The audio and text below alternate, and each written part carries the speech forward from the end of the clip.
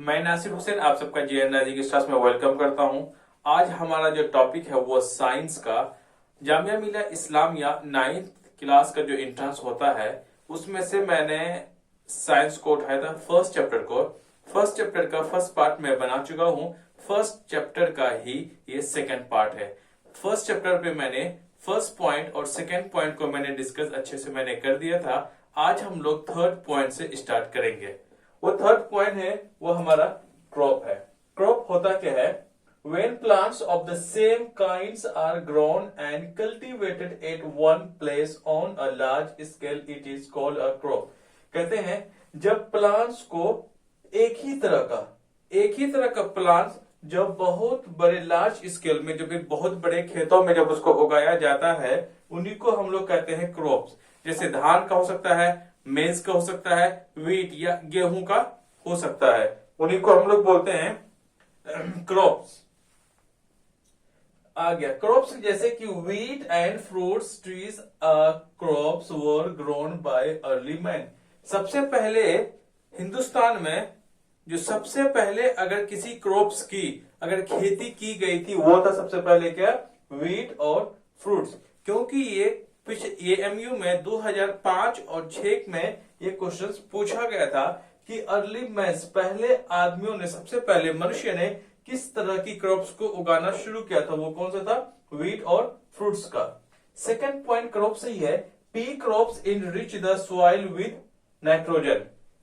P मतलब मटर का जो पौधे होते हैं जहां पे वो मिट्टी पाई जाती है उसमें सबसे ज्यादा क्या? नाइट्रोजन होता है। सो पी क्रॉप्स के में सबसे ज्यादा क्या होता है? नाइट्रोजन गैसेस होती है। Okay, third one is that legumes are the pulses crop of India. कहता है इंडिया में जितने भी पल्स क्रॉप्स हैं वो किस फॉर्म में होता है? लीजम्स में होता है। लीजम्स का मतलब होता है फलीदार। जैसे आप मटर जो होता है ना उसके ऊपर में क्या कवर होता है, कवर के अंदर में क्या मटर के सारे दाने होते हैं। उसी तरीका से जितने भी पल्सेस हैं इंडिया में वो क्या होते हैं? लीजम्स होते हैं, वो फलीदार होते हैं। ये कई बार क्वेश्चंस में एमसीक्यूज में पूछे भी जाते हैं। नेक्स्ट पॉइंट है क्रॉप से ही crop rotation is a good method of increasing the productivity of soil.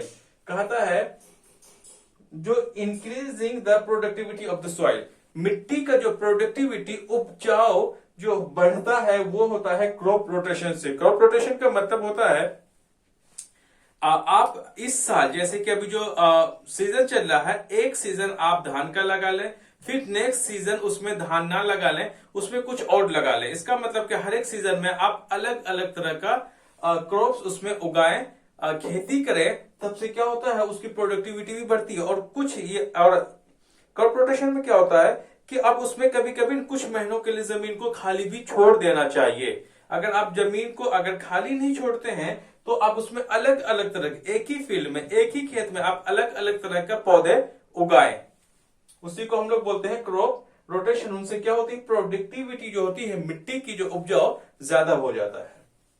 Next है growing different crops alternately on the same land is technically called the crop rotation. So crop rotation क्या होता है कि आप अलग अलग तरह का क्रॉप्स को अल्टरनेट करके आप उसमें उगाते हैं, तो उन्हीं को टेक्निकली क्या कहा जाता है? क्रॉप रोटेशन कहा जाता है। नेक्स्ट है क्रॉप रोटेशन। क्रॉप में जो है वो आपका crops classified on the basis off season. हम लोग जो है क्रॉप्स को किस पे बेसिस पे हमने क्लासिफाइड किया गया? वो सीजन के बेसिस पे। क्या आप अगर आप देखें इंडिया जो हमारा मुल्क हिंदुस्तान है ये बहुत वेरिएंट है, वेरी करता है। इसमें क्लाइमेट में डिपेंड करता है, एरिया पे डिपेंड करता है। कहीं पे बारिश ज्यादा होती है, कहीं कम होती है, और कहीं पे ठंड ज्यादा होती है, कहीं कम होती है, कहीं पे गर्मियां ही ज्यादा होते हैं। तो उस हिसाब से इंडिया में सीजन के हिसाब से अलग अलग तरह की खेती हिंदुस्तान में की जाती है। सो क्रॉप्स को जो क्लासिफाइड किया गया है वो सीजन के बेसिस पे हम लोग देखते हैं। सीजन के बेसिस पे अगर हम सबसे पहले अगर देखें वो हमारा है रबी क्रॉप्स। क्या है वो? हमारा रबी क्रॉप्स। रबी क्रॉप्स जो है वो विंटर सीजन। विंटर सीजन का मतलब रबी क्रॉप जो हमारा वो ठंडियों के मौसम में उगने वाले पौधे जो हम प्लांट्स उगाते हैं, तो वो किसमें? ठंडियों के मौसम में। हम उसको क्या बोलते हैं? उसको हम लोग बोलते हैं रबी क्रॉप्स। ओके, रबी क्रॉप्स का जो टाइम पीरियड है इंडिया में वो है आपका अक्टूबर टू मार्च।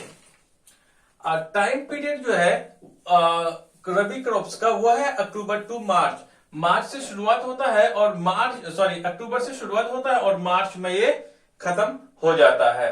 एग्जाम्पल लेते हैं रबी क्रॉप्स का। एग्जाम्पल है व्हीट, ग्राम, पी, ज्वार, बार्ली, पोटैटो, मस्टर्ड, पल्सेस, लीन सीड। ये सारे के सारे क्या है, ये एग्जाम्पल्स है रबी क्रॉप्स का।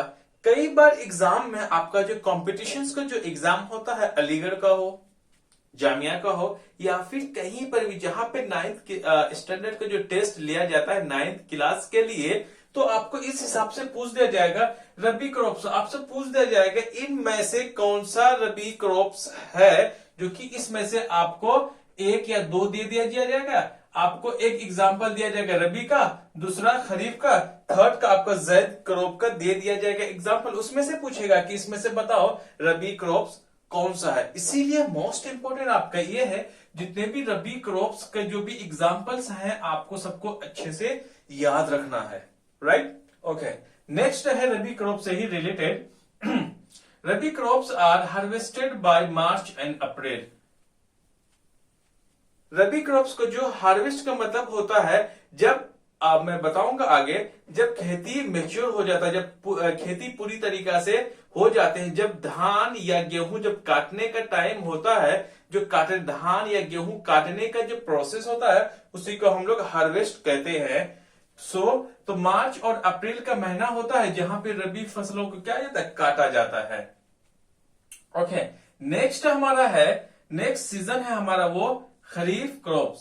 पहला हमने देख लिया रबी क्रॉप्स, सेकंड है kharif crops.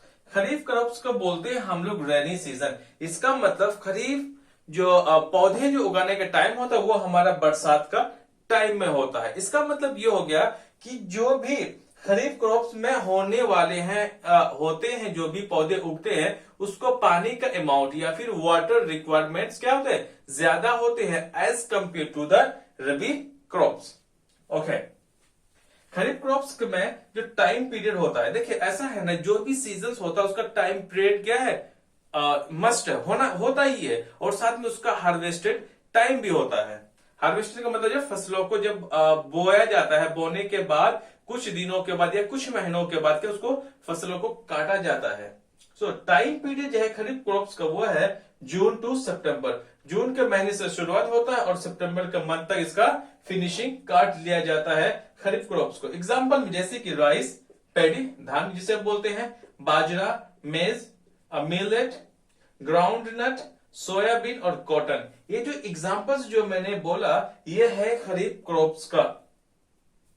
Okay, kharif crops में आता है खरीफ क्रॉप्स। अगला पॉइंट है खरीफ क्रॉप्स से ही, kharif crops are usually sown with the beginning of the first rains. मतलब पहली जो बारिश होती है, साल का पहला बारिश इन द जुलाई में होती है पहली बारिश, during the south west monsoon. South west India में जो मानसून होते हैं उसमें पहली होने वाली बारिश जो होती है वो किसका, खरीफ क्रॉप्स का क्या होता है, उसमें खेती करना शुरू करते हैं लोग। एक पॉइंट। सेकेंड पॉइंट है kharif crops are sown in the May and June. Kharif crop का जो शुरुआत होता है खरीफ क्रॉप्स को उगाना, वो खेती करना कब से शुरू होते हैं, मई और जून से काम करना, उसमें खेती करना शुरू करते हैं लोग। हार्वेस्ट की बात आ जाते हैं। हार्वेस्ट का मतलब यहाँ पे हो गया फिर से यहाँ पे फसल काटना। खरीफ क्रॉप जो काटा जाता है वो होता है जून एंड जुलाई का मंथ में, इसका कटाई करने का काम आता है। So now is the third season, वो होता है समर सीजन। एक होता है हमारे गर्मियों का, एक हो गया हमारा ठंडी, फिर बारिश, देन गर्मियों का मौसम में जो फसलें उगाए जाते हैं उसे हम लोग कहते हैं जैद क्रॉप्स। जैद क्रॉप्स में आता है उसका टाइम पीरियड जो रहता है वो मार्च टू जून। उसके एग्जाम्पल जैसे कि वाटरमेलन, ककम्बर एंड गोर्ड। तो इन सब क्या होता है, यही GOURD मैंने लिखा है। तो इन सब में क्या था, गर्मियों के सीजन में उगने वाले पौधे होते हैं। वाटरमेलन गर्मियों में खाया जाता है, खीरा वो भी हमारे क्या गर्मियों में खाने वाले सब्जियां हैं। सब्जियां तो नहीं कह सकते हमें, इसे हम क्या होता है एक तरफ फ्रूट्स के इसमें कैटेगरी में आ जाता है। ओके, जैद क्रॉप्स के बाद आ जाता है हमारा टाइप्स ऑफ क्रॉप्स। क्योंकि अभी मैं 30 पॉइंट में पढ़ रहा हूं क्रॉप से ही। क्योंकि आपको जब कॉम्पिटिशन्स के एग्जाम आप पढ़ते हैं करते हैं जब भी तैयारी, आपको एक एक को मतलब आपको बहुत अच्छी तरीका से सारे पॉइंट्स को लिखने होते समझने होते हैं। क्योंकि आपको एमसीक्यूज में आता है, आपको क्वेश्चन आंसर्स लिखने के लिए नहीं आता है। एमसीक्यूज वही कर पाएंगे जिससे हर एक लाइन आपको आना जरूरी है। Okay, types of crops. पहला है फूड क्रॉप्स। फूड क्रॉप्स में आ जाता है हमारा, फूड क्रॉप क्या आ जाता है, फूड क्रॉप का मतलब the a crop grown for the purpose of food is called food crop. एक ऐसा क्रॉप जो कि कब उगाया जाता है, आपका खाने के लिए। खाने के लिए जो भी आपको क्रॉप्स को उगाया जाता है उसी को हम लोग फूड क्रॉप्स बोलते हैं। जैसे कि व्हीट एंड पैडी, ये क्या हमारा फूड क्रॉप्स हो गए जो कि हम खाने में डायरेक्टली यूज करते हैं। Second one is the cash crop. Cash crop का मतलब होता है, कैश का मतलब होता है पैसे, रुपये। एक ऐसा क्रॉप जो कि रुपये और पैसे के लिए उगाया जाता है, हालांकि वो भी हमारे ही खाने में ही यूज होता है। बट जो इसका जो ग्रो होता है, जो इसको उगाने का जो जगह होती है वो स्पेसिफिक होती है, वो हर जगह उगाया नहीं जा सकता। जैसे कि कैश क्रॉप में आ जाता है a crop grown for the purpose of sale and profit, जो कि बेचा और फायदे लाभ के लिए, फायदे के लिए जो बेचा जाता है वो कैश क्रॉप कहलाता है। And not for the subsistence is called the cash crop, है ना। जैसे एग्जांपल टी, कॉफी और बनाना, एक ऐसा तीन, टी, कॉफी और बनाना जो हमारे किसमें कैश क्रॉप का एग्जांपल है। आपसे पूछा जा सकता है कि आपको एक इसमें से टी दे दिया जाएगा, बाकी आपको अलग अलग, जैसे कि आपको पल्स दे दिया जाएगा, उसके बाद आपको ककम्बर दे दिया जाएगा, वीट दे दिया जाएगा, एक दे दिया जाएगा आपको टी। तो फिर आपसे पूछा जाएगा कि इसमें से बताइए कैश क्रॉप इनमें से कौन सा है। सो आपको जितने भी मैं क्रॉप्स में बताता हूं उनका सीजन वाइज, तो आपको देखना पड़ेगा, अच्छे से याद करना पड़ेगा कि कौन सा सीजन में कौन कौन से क्रॉप्स को उगाए जाते हैं। आइए अब देख लेते हैं टाइप्स ऑफ क्रॉप्स और उसके एग्जांपल्स। ये बहुत जरूरी है। हम क्या करते हैं, जब खेती, अगर आप गांव से होंगे तो वहां पे अलग अलग तरह की खेतियां की जाती है।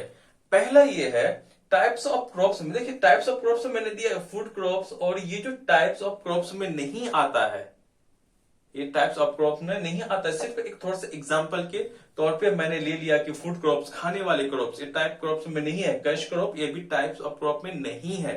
अब मेरी बात समझ रहे हैं, ये तो सिर्फ मैंने को खाने वाले क्रॉप्स जितने भी हैं उसको मैंने लिया है, और साथ में फूड क्रॉप्स।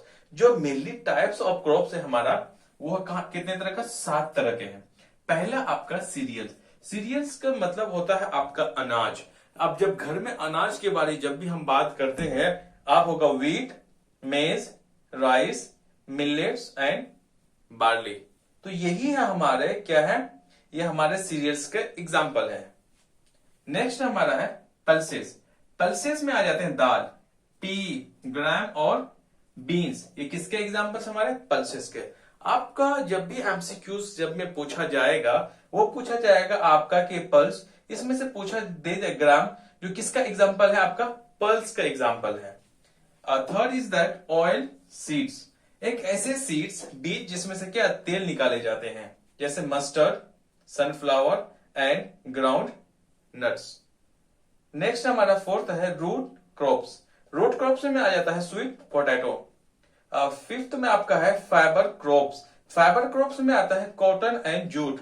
सो आपको एग्जांपल में दे दिया जाएगा कि आप फाइबर क्रॉप्स इसमें से कौन कौन सा है। कॉटन एंड जूट एक दे दिया जाएगा, आपको व्हीट एंड पेडी एक एग्जांपल दे दिया जाएगा, टी एंड कॉफी इस तरह से आपको एग्जांपल्स दे दिया जाएगा। आपको फाइबर क्रॉप्स में से जो जो आता है वो आपको निकालने हैं, आपको याद रखने हैं। कैश क्रॉप में आ जाता है tea, coffee, coconut and rubber.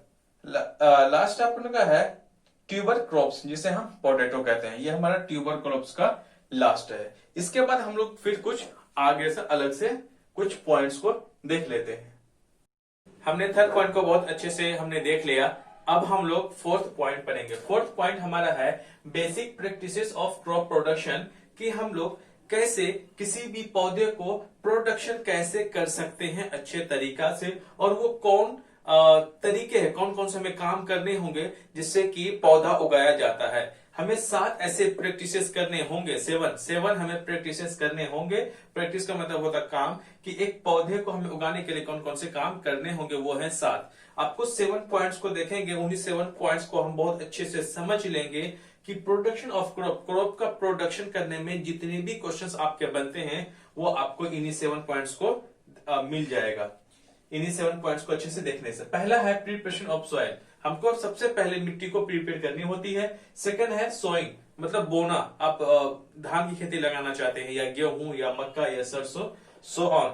Third हमारा एडिंग मैन्योर एंड फर्टिलाइजर्स, खेत में अच्छे से उपजाने के लिए, क्योंकि ऐसा होता है ना कि आज के टाइम में मिट्टी में उतनी जान नहीं है, उसमें उतनी अब एनर्जी नहीं बची है कि हर साल अच्छे से अच्छे क्रॉप को पैदावार दे सके। इसीलिए हम लोग मेन्योर या फर्टिलाइजर एज हम लोग एनर्जेटिक देते हैं ताकि पौधों को, मिट्टी को ज्यादा से ज्यादा क्या एनर्जी मिल सके, ताकि हमारा जो पौधा है वो अच्छा पैदा हो सके। फोर्थ हमारा इरिगेशन, मतलब सिंचाई, पानी पैदाना। फिफ्थ हमारा प्रोटेक्टिंग फ्रॉम वीड्स, कि हम लोग कैसे, वीड्स का मतलब होता है जंगल झाड़, जूट का खेती हो, धान का हो, गेहूं का हो, मक्का का हो, सारी खेतों में क्या होता है, वीड्स होते हैं, जो अनवांटेड प्लांट्स होते हैं जिसे हम जंगल झाड़ बोलते हैं। वो हम कैसे वीड्स को हम वीड से हम अपने आप को बचा सकते हैं, मतलब अपने आप में क्या पौधों को हम वीड से कैसे बचा सकते हैं। 6 हमारा हार्वेस्टिंग, कि हम जब सब कुछ कर लेंगे, जब हमारा फसल काटने की बारी आएगी तो हमें फसल को कैसे काटना है, वो हार्वेस्टिंग में आता है। 7वां पॉइंट हमारा स्टोरेज। आफ्टर हार्वेस्टिंग, जब हम अनाज को कटाई करने के बाद हम क्या करते हैं, उसको स्टोरेज करते हैं। लेकिन हिंदुस्तान में जो छोटे छोटे किसान होते हैं वो हार्वेस्टिंग करने के साथ जो अपने घर के जरूरत के मुताबिक वो रख लेते हैं, बाकी को उस वक्त वो बेच देते हैं। लेकिन जो बड़े बड़े किसान होते हैं या फिर बिजनेसमैन वो होते हैं जो कि पौधों को गांव से खरीद करके वो स्टोरेज करते हैं, वो हम लोग देखेंगे। पहला है preparation of soil. Preparation of soil का जो मतलब होता है वो होता है the preparation of soil is the first step before growing a crop. इसका मतलब किसी भी क्रॉप को अगर ग्रो करना है, उगाना है, तो फर्स्ट स्टेप आपका क्या है, प्रिपरेशन ऑफ सॉइल। प्लीज जिन सब में पॉइंट्स को जब मैं बोल रहा हूं आपको बहुत अच्छे से नोट करना है, आपका ये एमसीक्यूज में बहुत अच्छे से ये बन जाता है आपका। अगर हमें ग्रो करने, अगर क्रॉप्स को अगर हमें ग्रो करना, अगर हमें उगाना है, तो हमें पहला स्टेप क्या करनी होगी, प्रिपरेशन ऑफ सॉइल। सेकेंड हमारा है टिलिंग या प्लॉफिंग। सबसे पहले प्रिपरेशन ऑफ सॉइल करेंगे, उसके बाद हम लोग क्या करेंगे, टिलिंग का मतलब खेत को जुताई करना। अगर आप जब खेत को जुताई करेंगे, the process of loosening and turning of the soil is called the tilling या प्लॉफिंग। इसका मतलब हम खेत को लूज करते हैं, मतलब मिट्टी को क्या करते हैं, क्योंकि जब आप कोई क्रॉप आप उगा लेते हैं, जब उसकी कटाई कर लेते हैं, तो मिट्टी का जो लेयर होता है ऊपर वाला बहुत सख्त हो जाता है, और उनसे पहले आपने जो भी क्रॉप्स लगाए होंगे उसके जड़ वगैरह, रूट्स वगैरह रह जाते हैं। इसीलिए प्लॉफिंग की जाती है ताकि कि फिर से मिट्टी को क्या किया जाए, लूज किया जाए, ताकि कि हम उसमें कुछ और खेती और कर सके। इसी पॉइंट में टिलिंग या प्लॉफिंग में ही क्या करना होता है, वो करना क्यों जरूरी होता है, तो प्लॉफिंग करना या फिर खेत को जुताई करना क्यों जरूरी होता है, उनकी पहली जरूरत तो यह है, this allows the roots to penetrate deep into the soil. ये क्या करता है, जो पौधे के जो रूट्स होते हैं, जड़ होते हैं, ताकि वो जमीन के अंदर तक ज्यादा से ज्यादा जा सके, जिसके वजह से आराम से वो पौधा क्या खड़ा हो सके हवा में, जब आप उसको इरिगेशन पानी वगैरह देते हैं, ताकि वो खड़ा रह सके। इसीलिए लूज करते हैं, क्योंकि ये पेड़ तो होता नहीं कि जो इसकी जड़ें बहुत मजबूत होती है, पौधे होते हैं बहुत कमजोर टाइप के होते हैं, इसीलिए हमें करना जरूरी होता है। और दूसरी जरूरत यह है, हमें खेत जोताई करना, प्लॉफिंग करना या फिर टिलिंग करना, हमारी उसकी दूसरी फायदा यह है, the loose soil allows the roots to breathe. वो आसानी से वो क्या कर लेते हैं, वो ऑक्सीजन ले पाते हैं बाहर से, नाइट्रोजन बाकी और सब मिनरल्स तो मिट्टी में तो रहती है, लेकिन हमें पौधों को जो रूट्स होते हैं उसको क्या चाहिए, ऑक्सीजन। वो मिट्टी ढीली रहती है ताकि हवा आसानी से उसके जड़ तक पहुंच सके। ओके, नेक्स्ट पॉइंट हमारा प्रिपरेशन ऑफ सॉइल से ही वो हमारा, the लूजन soil helps in the growth of earthworms and microbes present in the soil. क्या करता है, लूज जब मिट्टी होती है ना, उसमें आपका अर्थवर्म्स आपने देखा होगा, जो गीले खासकर बरसात के मौसम में जो देखने को मिलता है आपको, अर्थवर्म्स हो गया, और आपको माइक्रोब्स, वो उसमें क्या आसानी से पैदा हो जाता है, जो कि ताकि कि मिट्टी का लूज हमेशा बनाए रखता है ये माइक्रोब्स और अर्थवॉर्म से भी क्या करता है, मिट्टी को लूज बनाए रखता है, ताकि वो क्या करता है 24 घंटा वो अपना वो करते रहता है, वो क्या होता है मिट्टियां थोड़ी सी ढीली हो जाती है। अब यही जो लूजन जो अर्थवॉर्म्स और माइक्रोब्स किस हिसाब से फार्मर्स का काम करता है, हेल्पफुल करता है, उस पॉइंट को देखते हैं। ये अर्थवॉर्म और माइक्रोब जो प्रेजेंट्स होते हैं मिट्टी में, ये किस हिसाब से काम करते हैं उसको देखना है। अब this organisms are friends of the farmer. इन्हीं माइक्रोब्स और अर्थवॉर्म्स को किसानों का दोस्त भी कहा जाता है। वो दोस्त कहा जाता है, वो क्यों दोस्त उसका कहा जाता है उसके ये देखिए।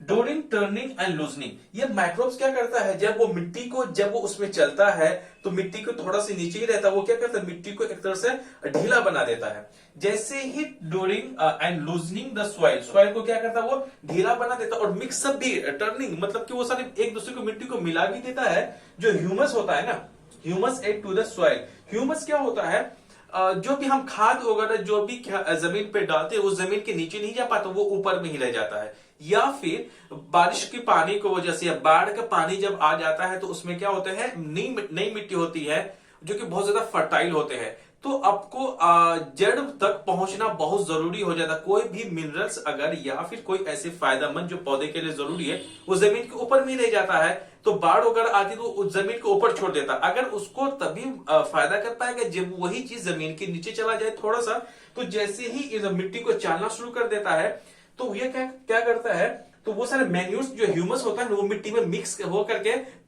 पेड़ों के पौधों तक आसानी से पहुंच जाता है। इसीलिए मैक्रोब्स और अर्थवॉर्म्स को किसानों का मित्र कहा जाता है। हो गया। सेकेंड पॉइंट ये है लूजिंग अर्थवॉर्म्स और मैक्रोब्स से रिलेटेड, वो है द प्लॉव्ड फील्ड में have big piece of soil called crumbles. क्या होता है, जब अगर आप गांव से अगर होंगे तो जब खेत की जुताई की जाती है तो जब मिट्टी क्या होती है बिल्कुल सख्त होती है, जब किसी प्लांट को हम काटने के बाद जब हम दूसरी खेती करना चाहते हैं उसी जमीन पे, उसको जुताई करने के टाइम में जब ट्रैक्टर हो या फिर बैल, हल बैल से जब भी खोदते हैं तो इतने बड़े बड़े करम्बल्स मतलब मिट्टी का ढेला टाइप का वो निकल जाता है, इतने बड़े टुकड़े, तो उसी को हम लोग क्या करम्बल्स बोलते हैं। सो आपको इन सारी चीजों को बहुत अच्छे से याद रखना है कि करम्बल्स क्या होता है। जाहिर से पीस ऑफ सॉइल होते हैं। ये कब होता है, ड्यूरिंग द प्लॉइंग, खेत जोतने के टाइम में ये पैदा होता है, फिर उसको तोड़ा भी जाता है बाद में, अब उसको आसानी से फिर बाद में लेवलिंग करने के दौरान फिर उसको तोड़ा भी जाता है। ओके, नेक्स्ट है आपका प्रिपरेशन ऑफ सॉइल से, वो है levelling of soil is done with the help of leveller. ये है कि अगर मिट्टी को लेवलिंग करनी हो, लेवलिंग करने का मतलब होता है ड्यूरिंग द प्लॉइंग, जब हम खेत जोत रहे होते हैं ना, कहीं मिट्टी थोड़ा ऊपर कहीं नीचे, और करम्बल्स का साइज कभी कभी इतने बड़े हो जाते हैं कभी छोटे हो जाते हैं। सो खेती करने के लिए हमें क्या करम्बल्स ज्यादा बड़े बड़े नहीं होना चाहिए, अदरवाइज वो प्लेन मिट्टी नहीं हो पाती है। तो आप इरिगेशन करने के दौरान कहीं पे पानी जा पाता है, कहीं पे पानी नहीं जा पाता है। फिर आपको काटने के दौरान में और साथ में वीडिंग्स, जंगल को झाड़ हटाने में आपको बहुत ज्यादा दिक्कतें होती है, इसीलिए लेवल किया जाता है ताकि कि जितने भी बड़े बड़े करम्बल्स हो ना, बड़े बड़े ढेला हो, बड़े बड़े या फिर मिट्टी के जो टुकड़े हो वो बिल्कुल आराम से टूट करके छोटे छोटे टुकड़े हो जाए, ताकि क्या फिनिशिंग खेतों की ज्यादा हो जाएगी। इसीलिए लेवलिंग ऑफ द सॉइल किसके जरिए से करते हैं हम लोग, लेवलर के जरिए से हम लोग करते हैं। ये बहुत ही सारे एमसीक्यूज के क्वेश्चंस बनते हैं आपके। ओके, नेक्स्ट है agricultural implements are plough.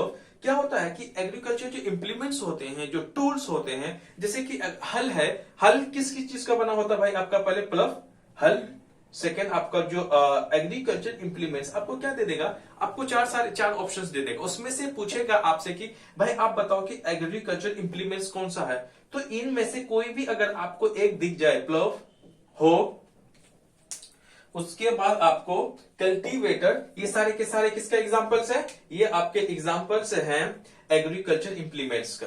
Next और आखिरी बात ये है, only a few centimetres of the top layer of the soil supports the plant the growth. क्या होता है, मैंने आपको बताया कि जो ये पौधे होते हैं, पेड़ नहीं होते, जो पेड़ के क्या होते हैं, जड़ क्या होते हैं, बहुत जमीन के नीचे तक रहते हैं, कि उसकी हाइट बहुत ज्यादा ऊंची होती है। सो प्लांट्स की हाइट उतना ज्यादा नहीं होता, कभी इतना, कभी हमारे पैरों का, कभी घुटना तक ही कुछ ऐसे प्लांट्स होते हैं, तो वो उनकी जो जड़ है ना ज्यादा मिट्टी तक नहीं जा पाता है, तो उसका कुछ अ फ्यू ऑफ सेंटीमीटर्स। तो यहां से ये एमसीक्यू से बनता है कि प्लांट्स की जो अंडरग्राउंड तक उनकी जो साइज होती है या फिर अंडरग्राउंड तक कितना सेंटीमीटर है, कितनी तक जाता है, आपको अ फ्यू सेंटीमीटर दे देगा, कभी 50 सेंटीमीटर, कभी आपका 10 सेंटीमीटर, कभी 20 सेंटीमीटर, तो आपको अ फ्यू सेंटीमीटर आपको ऑप्शन मिलेगा। लगभग अगर माना जाए कम से कम वो आपका 7, 8, 7 या 8 सेंटीमीटर तक ही वो आपका